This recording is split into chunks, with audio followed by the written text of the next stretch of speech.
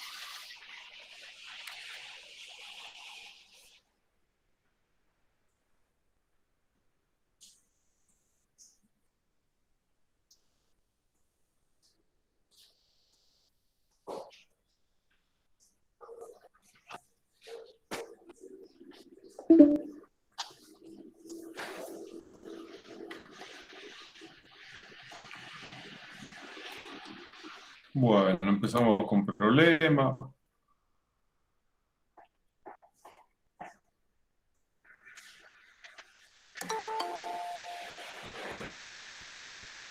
Hay muchos chicos que están sin luz, profe, por el tema de la tormenta también.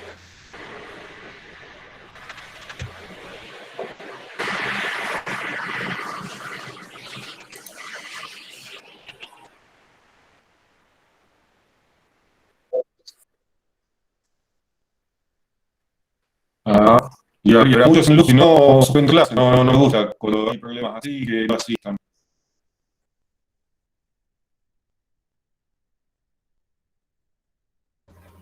Recién están avisando acá en el grupo que hay varios que están sin luz.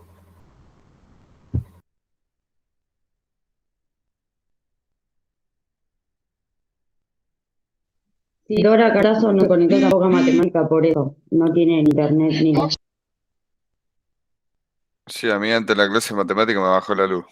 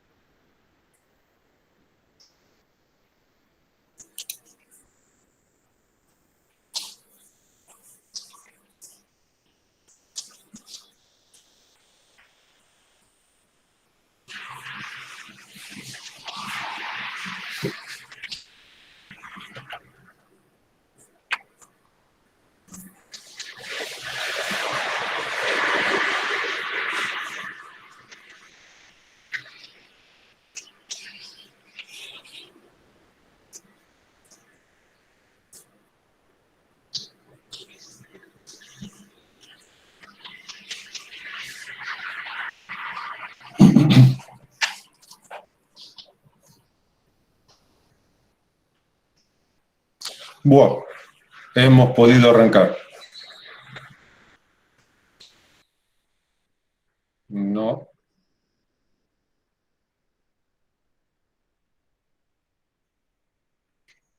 ¿Están viendo algo? ¿Me están escuchando?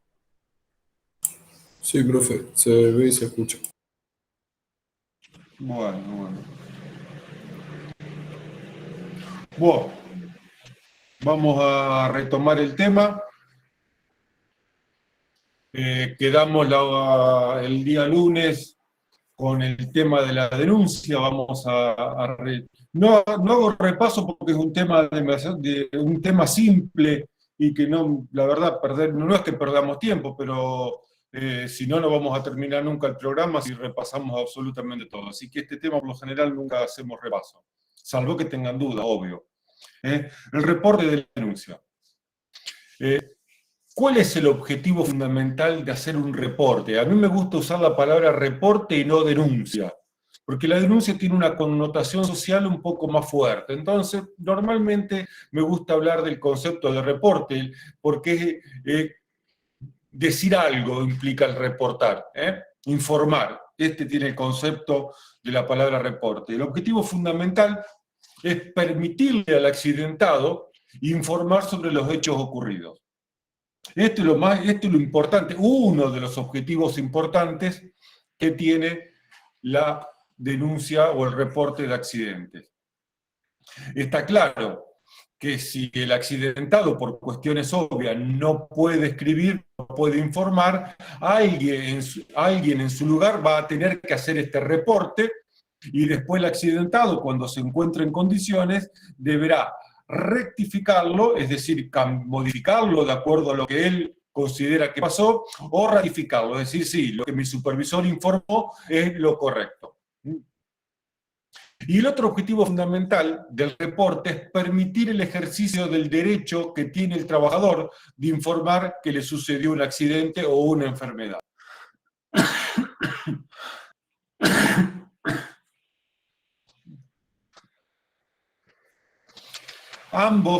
Este reporte, mejor dicho, es un documento interno de la empresa. Documento que es legal. ¿Por qué? Porque no es que, no es legal porque haya una legislación que exija que el trabajador tenga que rellenar un reporte. Sí, la empresa hacia la RT, pero no del trabajador hacia su empleador. Pero desde el momento que a mí me pasa algo dentro de una empresa y yo lo denuncio, yo lo reporto, estoy haciendo responsable a un empleador, a mi empleador, de lo que esa empresa me generó o me produjo. Entonces está claro, tiene el concepto de denuncia, es una denuncia interna. Pero no es que puedo decir y hacer lo que quiero con ese reporte. Y la idea que este reporte sea siempre confeccionado por el accidentado. En caso que el accidentado no pueda, por cuestiones propias de la investigación, alguien va a tener que reportar el accidente y después el accidentado en su momento lo tendrá que rectificar o ratificar. El ejercicio de este derecho genera una obligación en el trabajador. Primero, la obligación de denunciarlo. Porque si no le denuncia no tiene ejercicio de ningún tipo de derecho. Menos los que establece la ley de riesgo de trabajo, de una atención médica y de una prestación en materia de indemnizaciones o de licencias pagas. Genera la obligación de decir la verdad.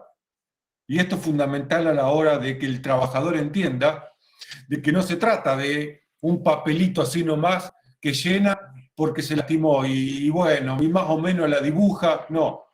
Lo que tiene que entender todo trabajador es que debe decir la verdad, porque el reporte de accidente se considera una declaración jurada.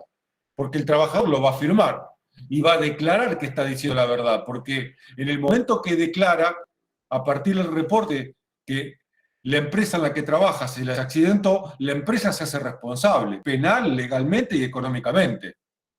Porque es la empresa la que lastimó o enfermó a ese trabajador. No sé si esta cuestión quedó zanjada y clara. Sí, profe.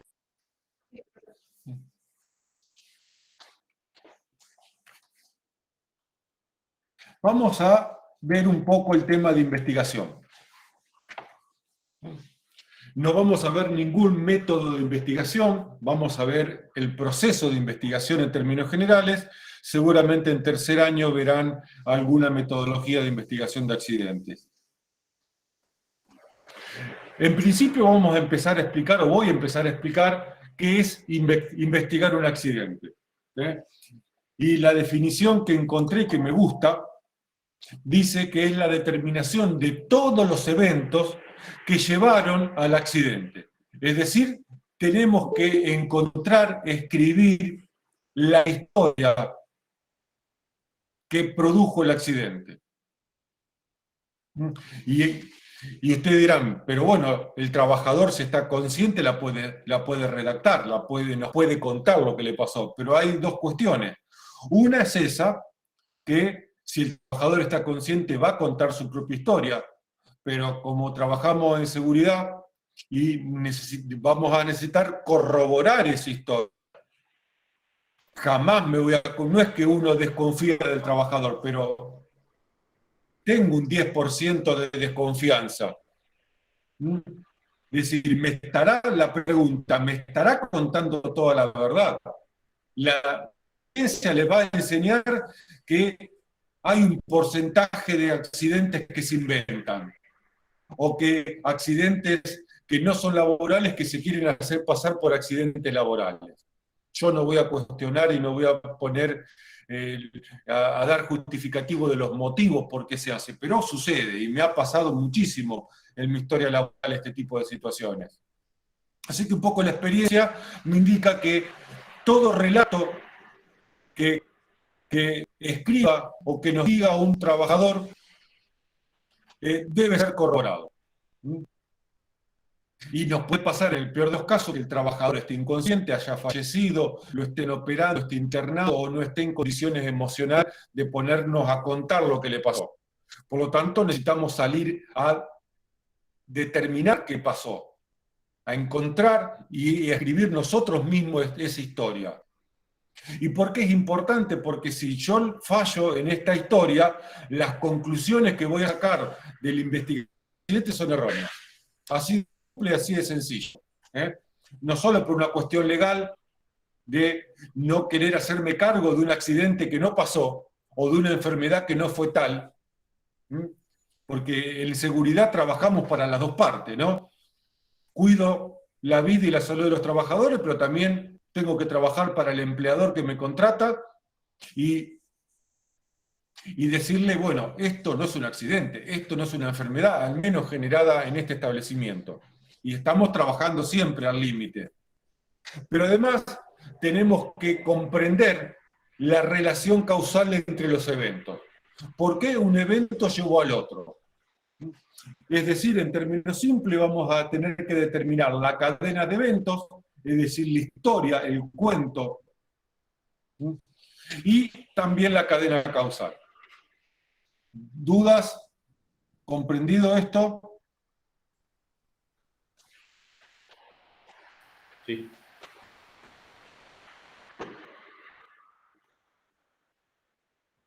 Objetivo de la investigación. El objetivo de la investigación es múltiple. Vamos a repasar algunos. Descripción del acontecimiento, es decir, encontrar y verificar la historia de lo que pasó, la cadena de eventos.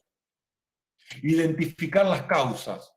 Para eso necesito tener una cadena de eventos que sea real, o lo más acercada posible a la realidad, cuando no tengo testigos del evento y el trabajador no se acuerda o no está en condiciones de decirnos nada. ¿Qué peligros intervinieron y qué factores de riesgo intervinieron en este accidente? Información que nos permite establecer la gravedad real del accidente. Esto lo va a establecer el médico, el servicio de medicina. información que establezca la gravedad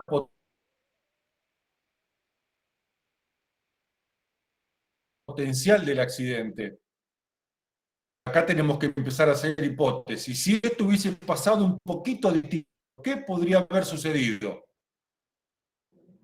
Esos accidentes que, me transpiro y digo, de pura casualidad estoy con vida. También nos va a permitir determinar medidas de acción, medidas correctivas para evitar que el accidente o para tratar de evitar que este accidente vuelva a ocurrir, al menos en las mismas condiciones. Identificación de tendencias.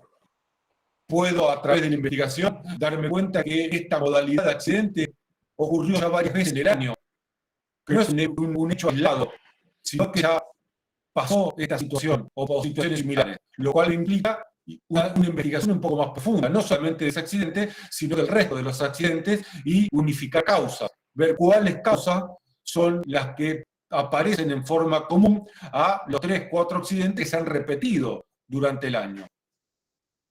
Demostrar interés, y esto es fundamental. Más allá de que el accidente sea grave, sea leve, sea un pequeño incidente, una manera de demostrar que me interesa la salud de los trabajadores, no solamente declamándola en los cursos, en las políticas, en las campañas que se hacen, sino en el campo, en lo cotidiano. Y en lo cotidiano, una manera de demostrar que me interesa la salud de los trabajadores es investigando cuando hubo un accidente. Porque si alguien se lastima, alguien sale lesionado por un evento y priorizo otras cuestiones en vez de la salud de los trabajadores, entonces mi mensaje está clarísimo. Tengo una política declamativa en materia de compromiso de la seguridad que no se condice con la realidad de todos los días. Y no hay peor situación que esta. Salimos a declamar con bandera, ahora en las elecciones nos pasan eso, nos prometen tal cosa, nos prometen tal otra, y después de las elecciones, si te he visto no me acuerdo. En las empresas pasan cosas similares. Capacitaciones, política, un montón de cuestiones. Y después lo cotidiano, y en lo cotidiano, viste, como el político de turno, viste, en lo cotidiano empezamos a desaparecer y a no demostrar interés en cuestiones de salud y seguridad. Y la seguridad es muy sensible a estas cuestiones, porque los trabajadores somos muy sensibles, nos damos cuenta cuando nos venden nos están vendiendo un buzón. No crean que porque un trabajador simplemente tiene la primaria o no sabe leer y escribir, no se da cuenta de estas cosas. Se da cuenta y mucho más que nosotros, que estamos mirándola del otro lado. El trabajador es muy sensible a estas pequeñas demostraciones o a estas pequeñas faltas de demostraciones o a estas pequeñas incoherencias que pasan en la empresa. La seguridad es lo más importante. Cuando hay un problema en producción, la seguridad quedó a un costado. Te dicen, andá a servirte un café, andá que te llaman. Y hacen cualquier cosa dentro del área productiva. Y a vos te mandaron a visitar un cliente. Te sacan, por lo menos te sacan, no te hacen participar. ¿Comprendido más o menos los principales objetivos de la investigación? Sí, profe. Pasos de la investigación. El primer paso es establecer hipótesis, es decir, distintas posibilidades de cómo pudo haber sucedido este accidente. Obviamente esto lo hacemos en accidentes graves. En un accidente leve, por lo general yo no hago 4 o 5 hipótesis distintas. ¿Y por qué esto es importante? Porque si mi historia está errada, las conclusiones, las causas van a ser erradas, las medidas correctivas van a ser erradas, voy a gastar tiempo, recursos, dinero en medidas correctivas que no van a tener ninguna relación con el hecho real. Y por lo tanto, el accidente se va a volver a repetir, o se va a repetir un accidente similar, porque partimos de una historia que no era tan así. Es como que estamos investigando otro accidente, no el accidente real. Yo siempre uso el mismo ejemplo. Supongamos un trabajador que se cae de 5 pisos en una obra. La investigación es el accidente gravísimo, porque posiblemente termine muerto con graves lesiones. Ahora, la investigación es muy simple. No tenés muchas cosas que ver. Ahora la pregunta, ¿por qué se cayó? Las 3 hipótesis que yo siempre les planteo. Se tropezó y se cayó, lo empujaron porque tiene un conflicto interno con alguno, alguna disputa interna, extralaboral o laboral, o se suicidó. Miren qué 3 hipótesis le planteo con un accidente. Y ustedes dirán, ¿cómo vas a pensar que el trabajador se suicidó? ¿Y por qué no?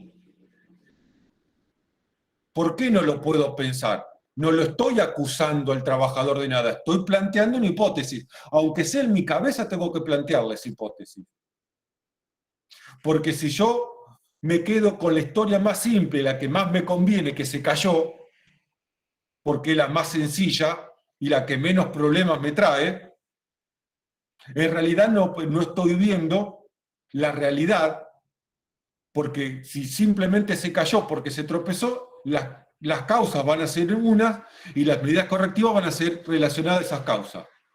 Ahora, si el trabajador en realidad se suicidó... Eso iba, claro, no es un accidente. No, más allá de lo que eso no es un accidente. Ahora, yo tengo un trabajador que se suicidó y las causas de ese suicidio nunca las voy a encontrar porque jamás me planteé que fue un suicidio. Y pudo haber sido por hostigamiento, por malos tratos, por acoso laboral, acoso sexual, por violencia. Puede ser por un suicidio por problemas laborales o extralaborales, un conjunto de todo. Entonces yo no me estoy dando cuenta que tengo un problema de factores humanos ahí adentro, simplemente porque jamás se me ocurrió pensar, uy, si fulanito se suicidó, y si fulanito lo empujaron, tengo un problema de personas con problemas serios. Hay que llegar a empujar a otra persona porque estás peleando. Por política, por lo que sea, por el pata de lana, no importa por quién estás peleando.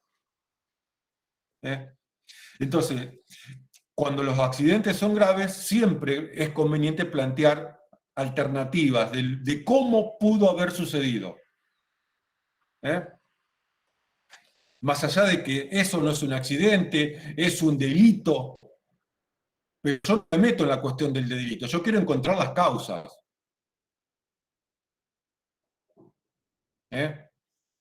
Está claro que si un delito va a intervenir la policía, un fiscal, un juez, etc.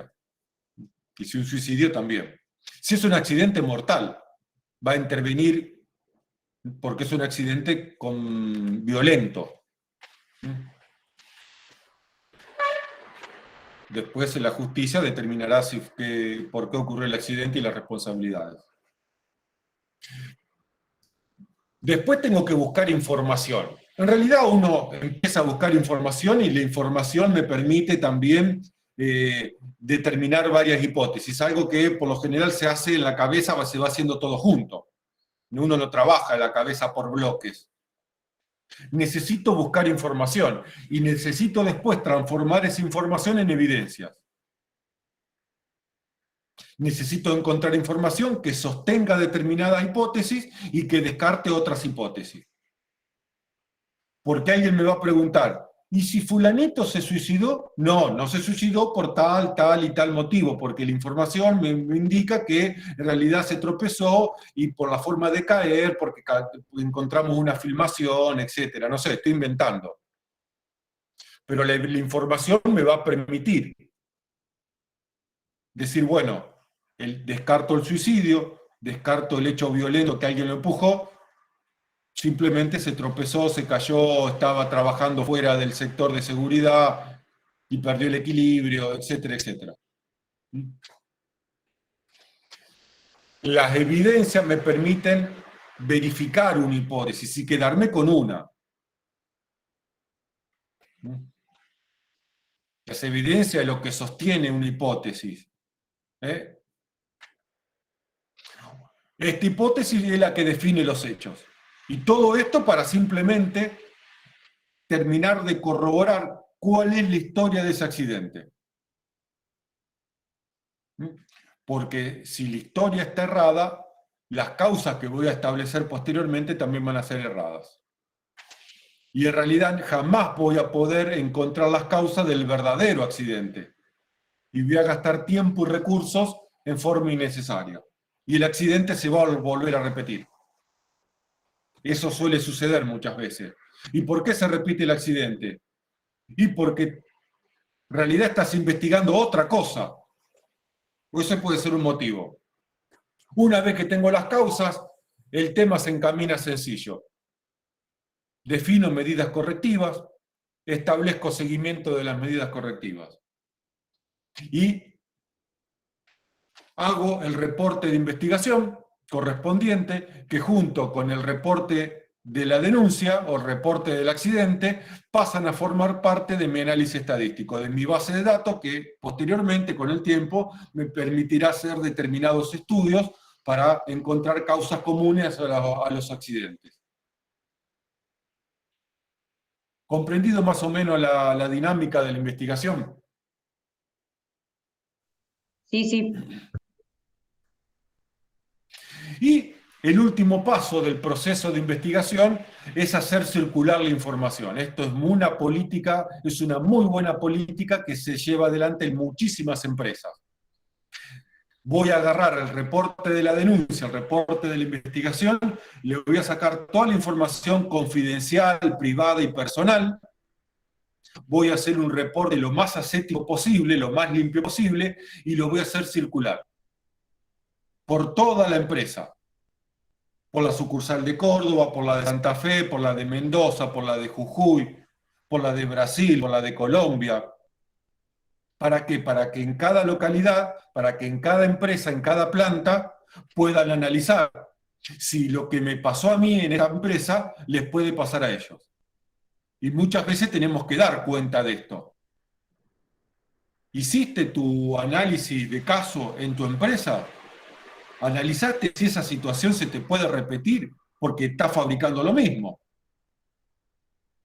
No voy a esperar que en otra empresa pase lo mismo si ya me pasó a mí. ¿Se entiende más o menos?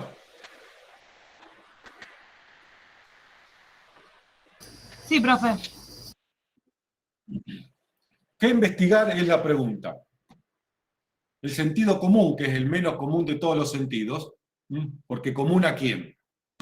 Siempre uso también ese latiguillo, pero siempre me pregunto, ¿el sentido común a quién? Como si hubiese algo común en el mundo. Nos indica el sentido común que cualquier pérdida grave se debe investigar. Esto ya es algo común. Ahora, tenemos que entender que la pérdida, el daño, es parte de una cadena que es aleatoria. Hay una cadena de eventos que es aleatoria y el daño es la última cadena, el último eslabón de esa cadena, que es tan aleatoria como el resto de la cadena. Por lo tanto, la gravedad del accidente es simplemente una cuestión de probabilidades, de azar. Es decir, que investigar solamente los accidentes graves, que merecen la investigación porque hay un trabajador que está sufriendo y ha sufrido por este accidente, nos deja fuera de la órbita de la investigación aquellos accidentes que no pasó nada, pero que potencialmente pudieran haber sido muy graves. Y ya vimos cuando analizamos la pirámide de los accidentes que necesito investigar la mayor cantidad de incidentes posible para poder aprender de esta manera a evitar los accidentes en mayor medida.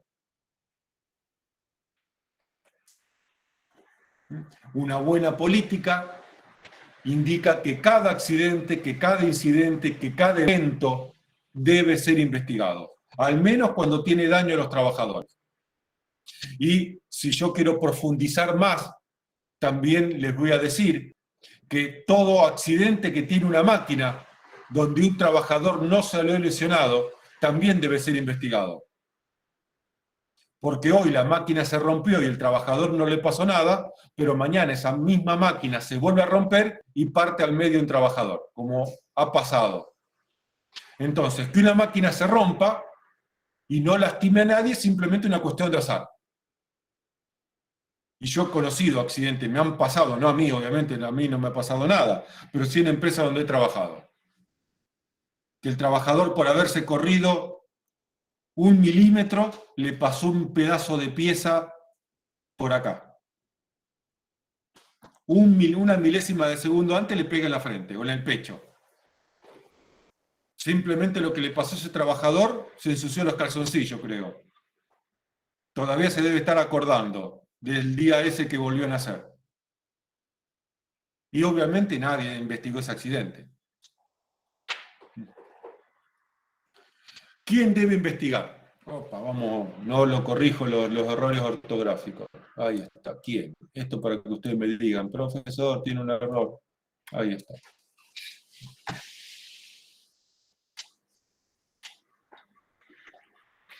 Para eso vamos a recurrir a la pirámide de los accidentes. ¿Quién debe investigar los accidentes? Y acá yo rompo un poco lo que dicen los manuales de investigación de accidentes y tengo mi propia teoría.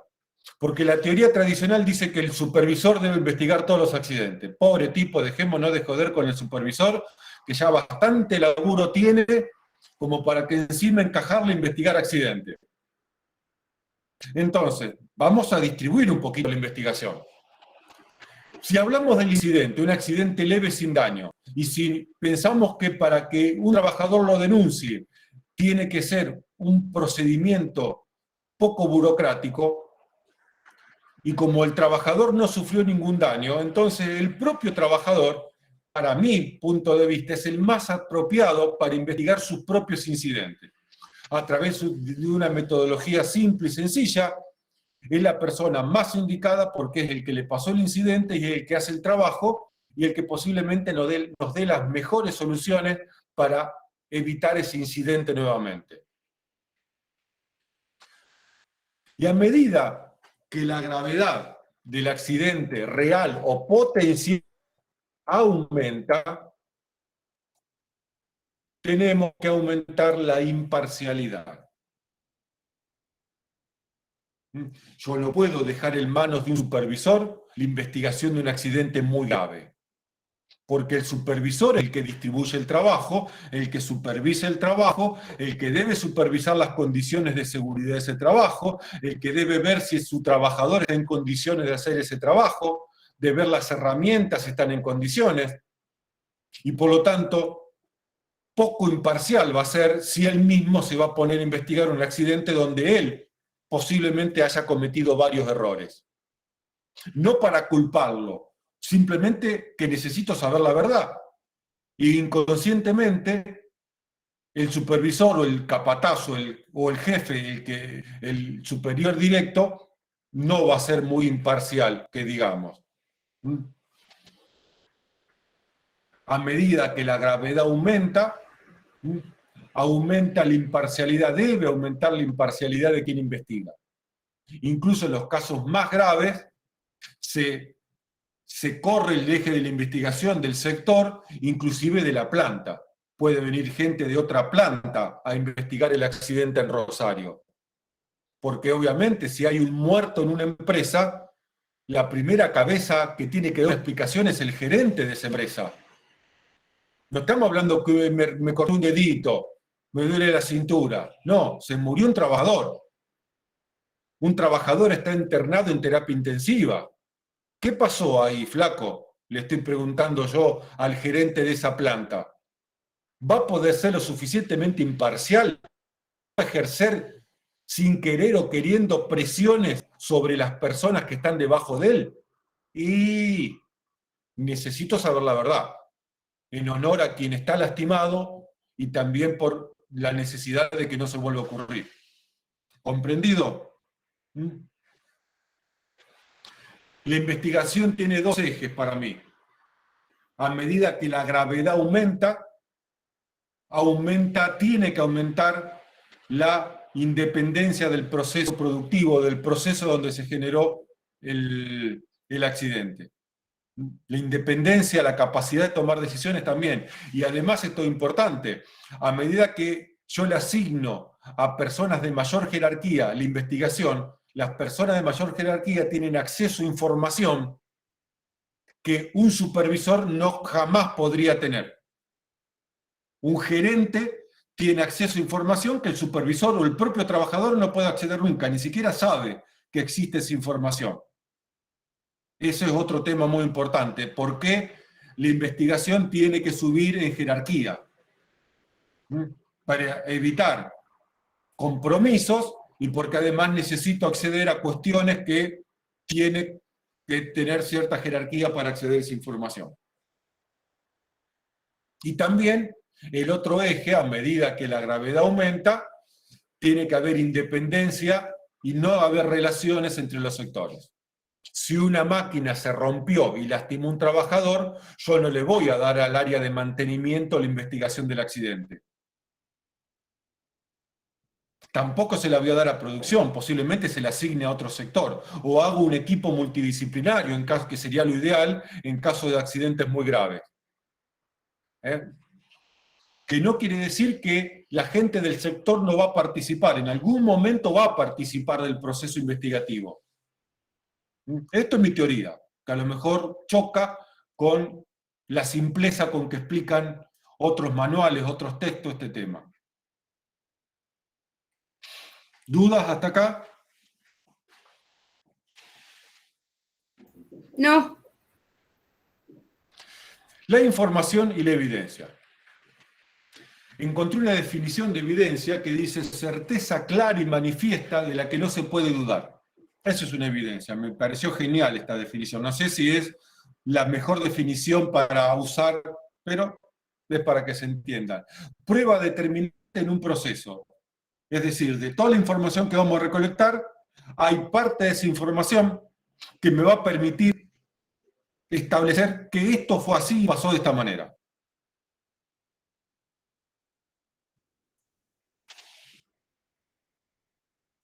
¿A qué información podemos recurrir? Reconstrucción de los hechos.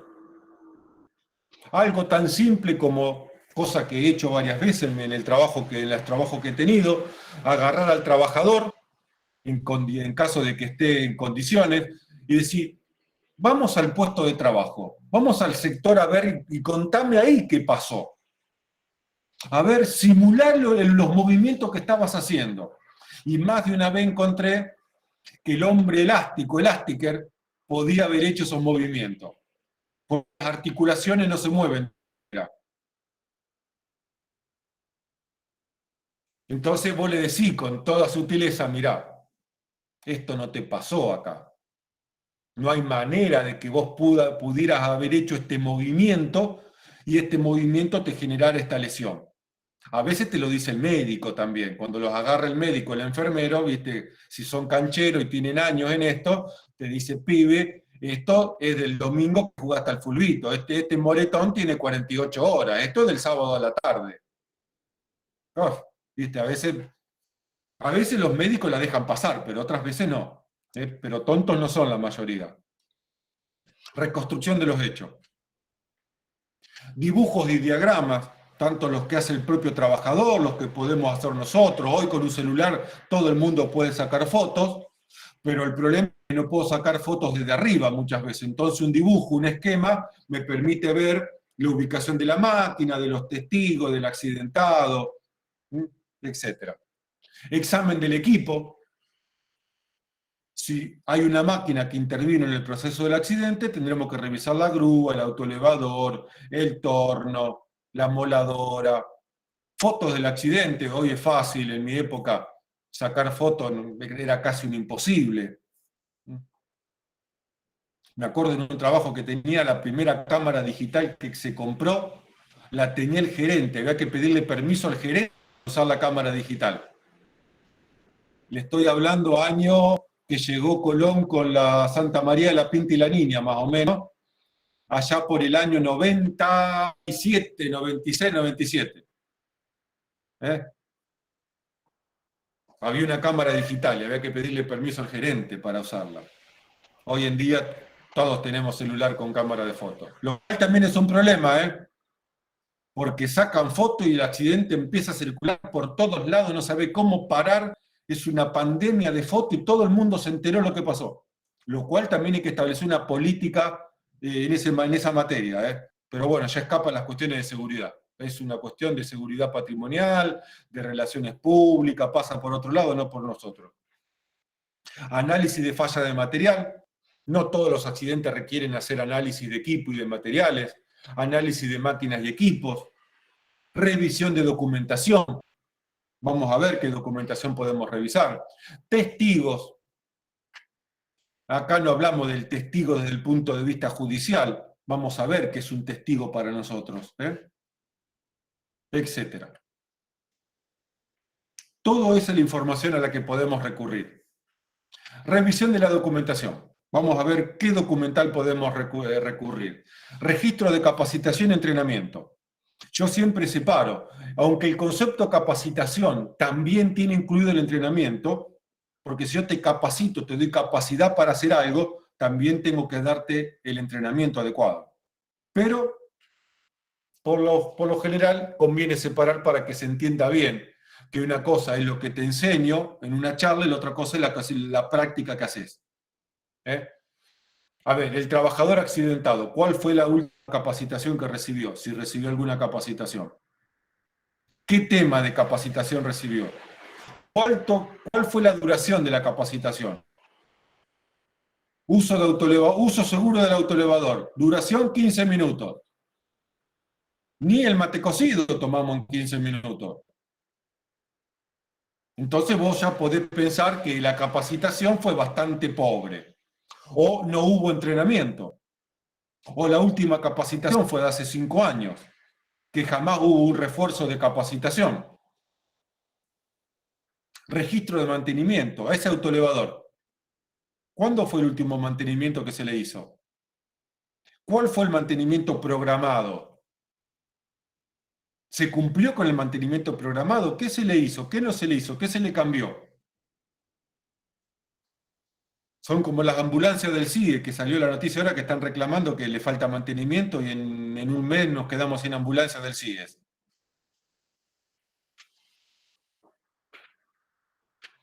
Programación de la producción.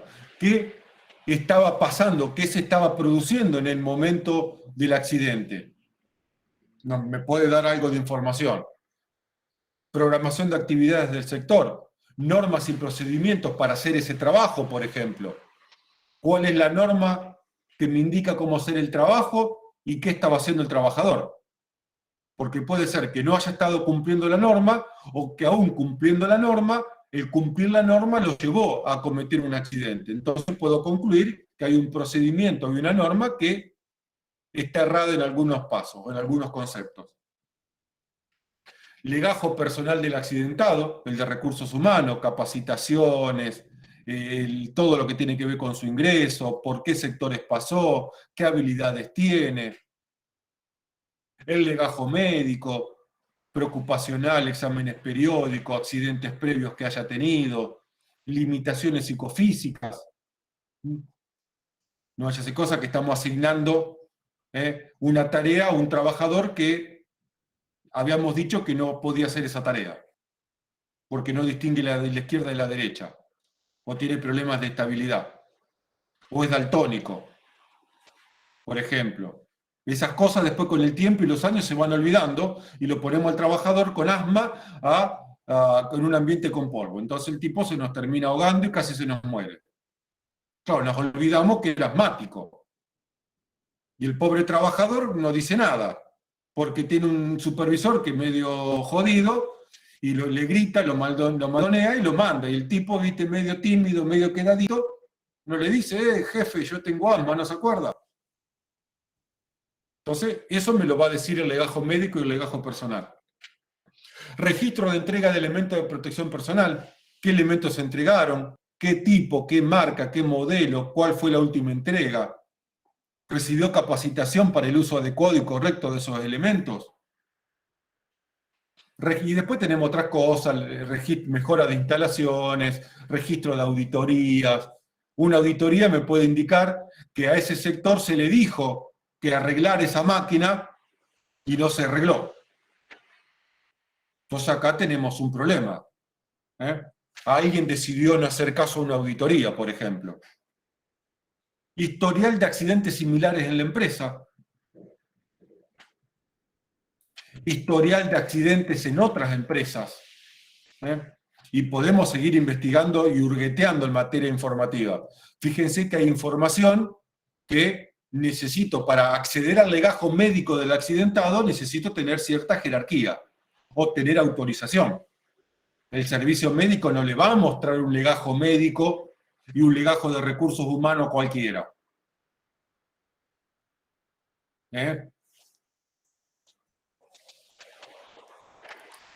Bien, los testigos.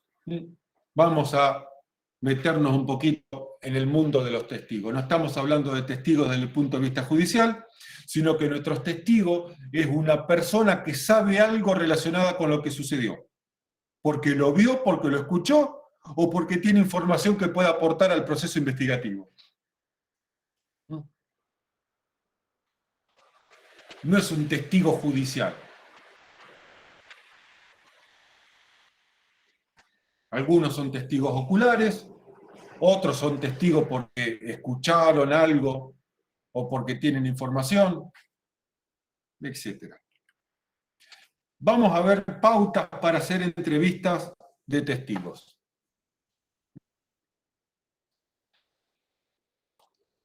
Las buenas prácticas de entrevistar testigos dice que el primero que se debe entrevistar es al accidentado. Más allá de que el accidentado va a hacer su reporte, como área de seguridad, cuando me llega ese reporte, me entero un accidente, deberíamos entrevistar primero al accidentado, siempre y cuando esté en condiciones y pueda hablar, no esté pasando un momento de estrés importante y yo encima lo pongo a hablar de lo que le pasó, o lo que vivió. Así que hay que tener cuidado con eso. La gran regla de oro para la investigación. Primero me ocupo de los qué. ¿Qué pasó? ¿Qué hiciste? ¿Qué estabas haciendo? ¿Qué te mandaron a hacer? Y después, ¿por qué lo hiciste? ¿Por qué? ¿Por qué subiste al 5º piso? Primero, ¿qué hiciste? Subí al 5º piso a pintar. ¿Por qué? Porque me mandó mi supervisor, porque vi que estaba despintado. Primero el qué. Y hay que ser ordenado. Uno cuando está con un testigo tiene que guiar al testigo para que uno pueda sacarle el mayor jugo posible, la mayor cantidad de información sana posible. Después vienen 2 ítems, disciplina y sinceridad. En este caso yo soy partidario de la sinceridad. Y voy a agarrar al testigo, cualquiera sea, y le voy a decir, mirá, acá tenemos un compañero de trabajo que está en el sanatorio internado, que está peleando por su vida. Así que lo que vos me vas a decir es muy importante para la empresa, pero también es muy importante porque si no decís la verdad o no decís todo, alguien puede terminar como responsable por algo que no lo fue. Y posiblemente esa persona termine despedida, porque el accidente fue muy grave. No puedo decirle, no, vení, contame, no pasa nada. No pasa nada, no. Y guarda que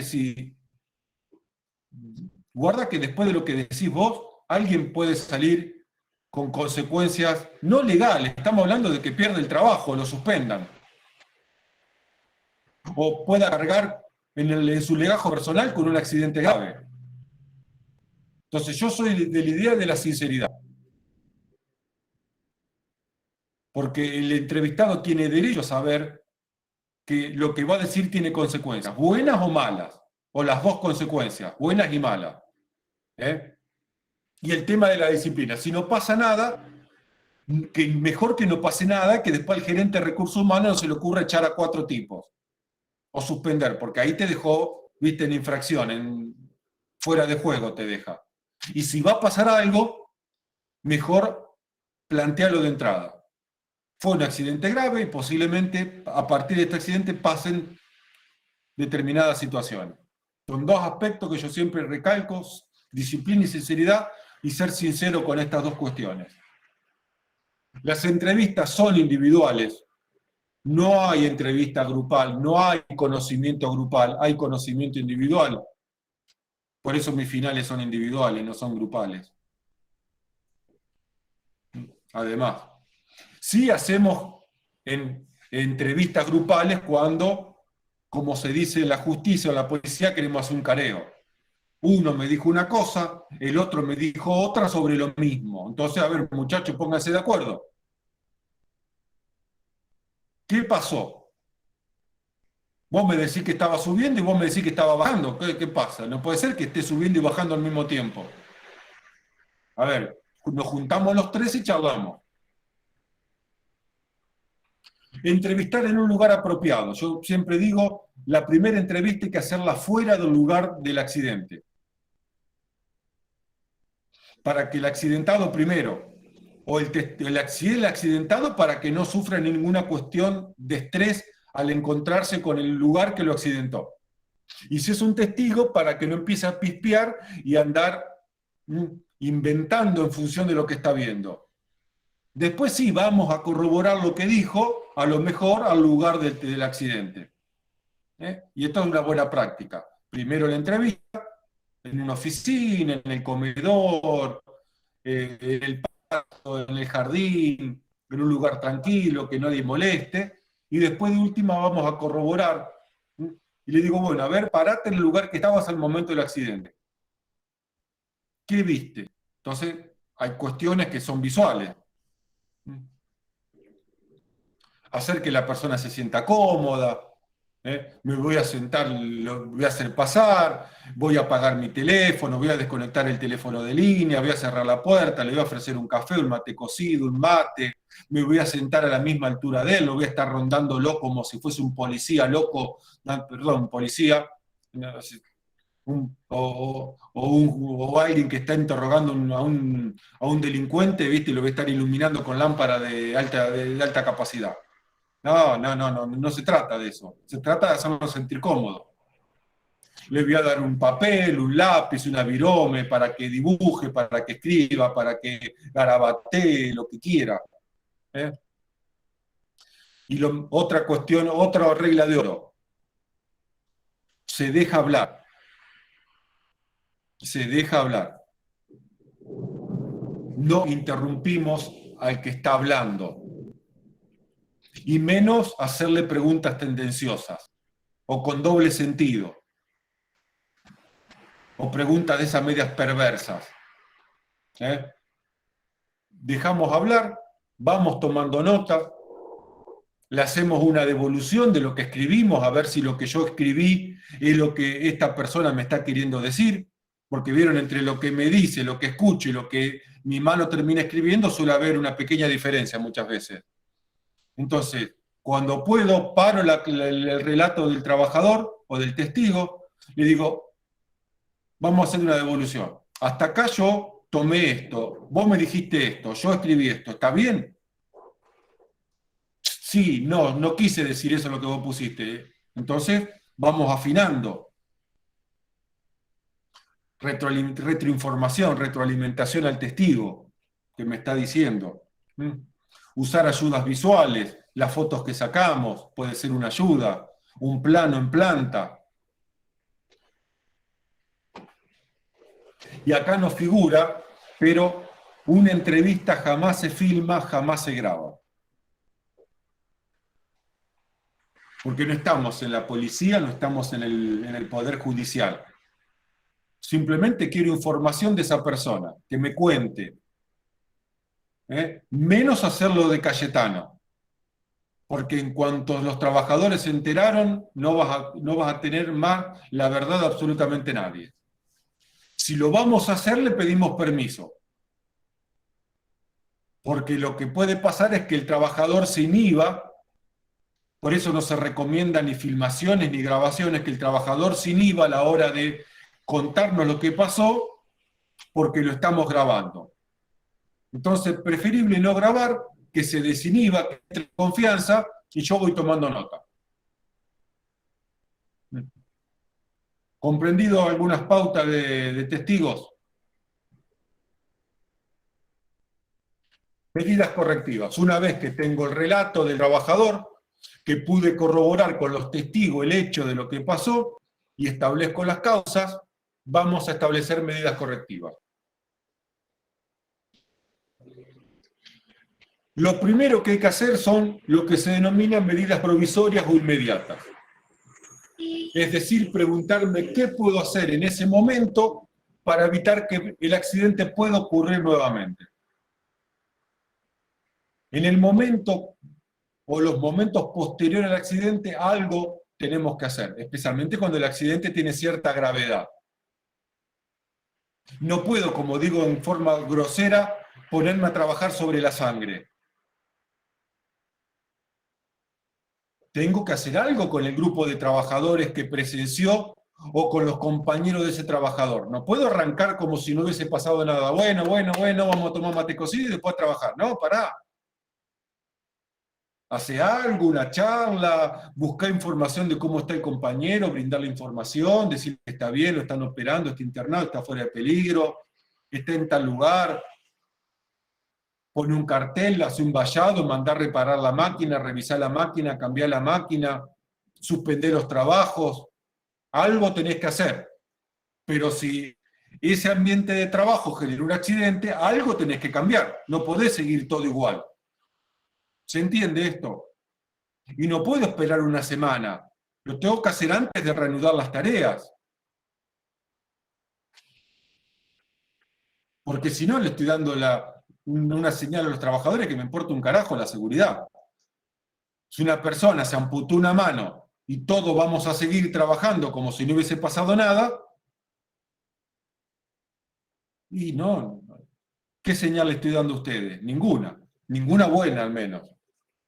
Y después hay que definir medidas a corto plazo, mediano y largo plazo. ¿Y por qué tomamos medidas así? Porque las medidas definitivas, las medidas correctivas definitivas, muchas veces requieren inversión, requieren proyectos, requieren licitaciones, requieren que la planta esté pagada en determinadas condiciones antes de ponerme a soldar, cambiar, desarmar. Y por lo tanto tenemos que tomar medidas transitorias, que a lo mejor la medida transitoria dura un año, porque a lo mejor hay que diseñar, proyectar, fabricar, trasladar, montar, y eso lleva tiempo. Y además dinero que muchas veces no está proyectado, no está previsto. Y tampoco nos tenemos que olvidar que las medidas correctivas deben incluir siempre medidas de prevención, medidas de control, medidas de protección y medidas de mitigación. Nunca nos olvidemos del comienzo de la materia. Prevención, control, protección y mitigación. La participación de cada medida va a estar en función de lo que pasó. Hay accidentes que tendrán más medidas preventivas por las causas que ocurrieron y otros que tendremos que hacer más protección. Pero jamás nos olvidemos de esto. ¿Dudas de lo que es investigación de análisis de accidentes? No, profe. No, profe.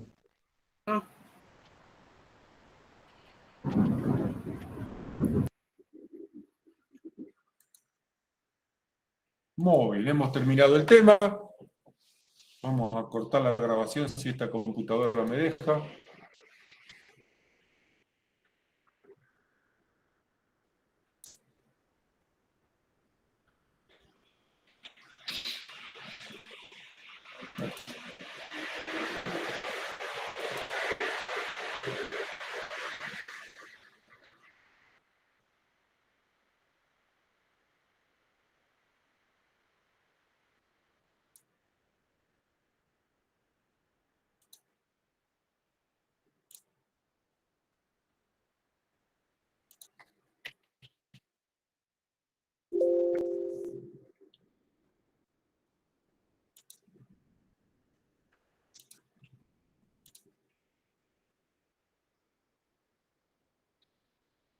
Bueno, no me deja cortar la grabación, ya me va a dejar. Bueno, terminado acá está. Terminado este módulo, ya el día de hoy empecé con algunas preguntas, ya mañana voy a terminar el cuestionario de 5 o 6 preguntitas para el módulo de análisis de los accidentes. Y dentro para la semana entre el 14